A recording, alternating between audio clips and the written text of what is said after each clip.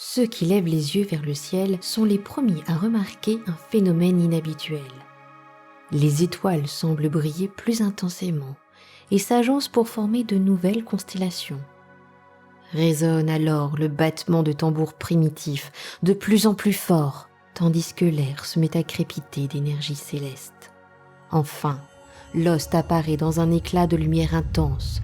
Des cohortes de guerriers sauriens avancent au pas cadencé, en beuglant des cris de guerre incompréhensibles avant de déchiqueter les rangs adverses avec leurs armes et leurs crocs.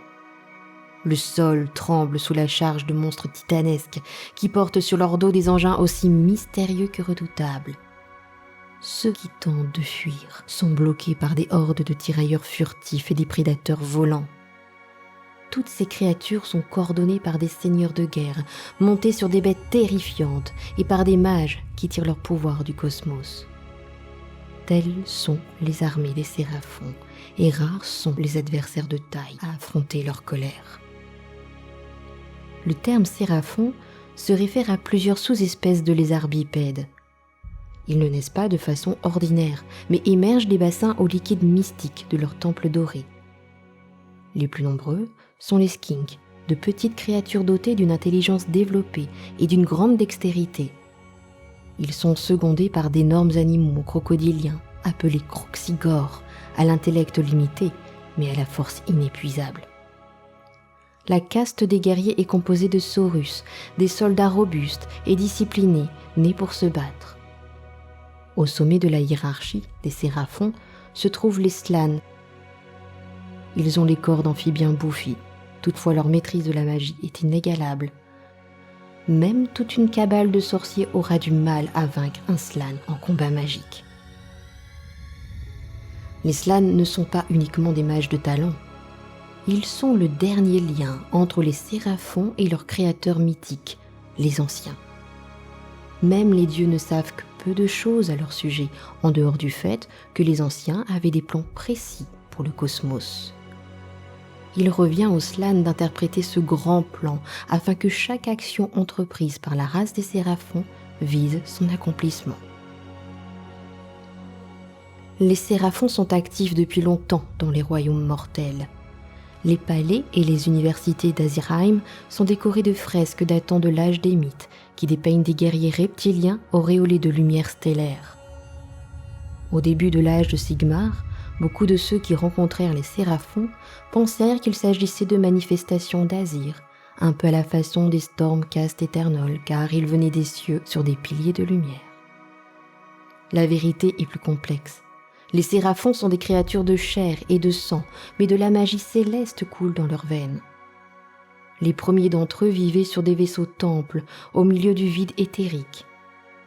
Ces navires spatiaux furent rapidement attirés au-dessus d'Azir, où leurs bassins de frais s'imprégnèrent de magie stellaire. Il ne fallut pas longtemps pour que les séraphons qui naissaient à l'intérieur des vaisseaux et ceux qui y vivaient déjà soient saturés de l'énergie des cieux. Beaucoup de séraphons de ce type existent toujours. Ces séraphons stellaires n'appartiennent pas exactement au plan d'existence des autres royaumes mortels. Leurs armes crépitent d'énergie d'Azir, et quand ils sont tués, ils disparaissent dans un éclair de lumière aveuglante.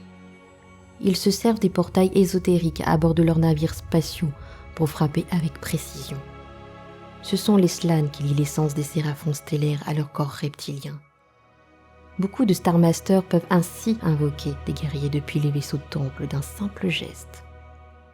Les observateurs extérieurs qui sont témoins de ce miracle ont l'impression que les slanes modèlent les séraphons à partir de l'énergie des étoiles ou par la pensée. Les stellaires peuvent interagir avec le monde réel, cependant leur connexion avec Azir les empêche d'adopter une forme physique totalement tangible. Néanmoins, au fil des siècles, certaines flottes temples des séraphons sont descendues d'Azir, ayant établi des colonies dans les royaumes mortels. Au fil du temps, la nature d'azirite de ces séraphons se mêle aux énergies magiques de sa sphère de royaume. Tout comme les vents de magie concentrés peuvent adopter une apparence physique, les stellaires deviennent ainsi des êtres complètement tangibles. Appelés les cristallisés, ces séraphons sont revenus à leur instinct primitif, tandis que la lumière des cieux les quitte peu à peu.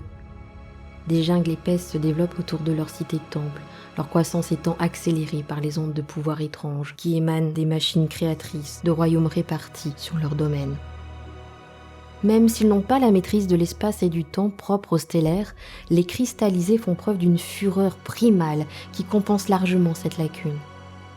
Dans tous les cas, qu'ils soient stellaires ou cristallisés, les séraphons combattent dans un seul et même but: accomplir le grand dessein des anciens et anéantir le chaos.